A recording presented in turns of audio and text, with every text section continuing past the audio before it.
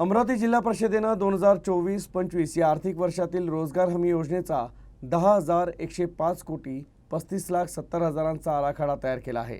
या आराखड्याला जिल्हा परिषदेचे सीईओ तथा प्रशासक यांनी 15 मार्च रोजी मंजुरी दिली आहे। या आराखड्यात 5,29,142 कामे प्रस्तावित करण्यात आली आहे। त्यामुळे गावोगावच्या नागरिकांना हाताला काम मिळणार आहे। जिल्हा परिषदेचे सीईओ तथा प्रशासकांनी 15 मार्च रोजी मंजुरी दिली।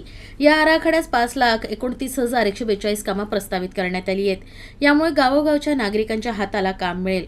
ग्रामीण भागातील बेरोजगारांना गावातच हक्काचा रोजगार मिळावा या उद्देशाने महात्मा गांधी राष्ट्रीय ग्रामीण रोजगार हमी योजनेअंतर्गत कामे करण्याची मुभा ग्रामपंचायतींना दिली आहे।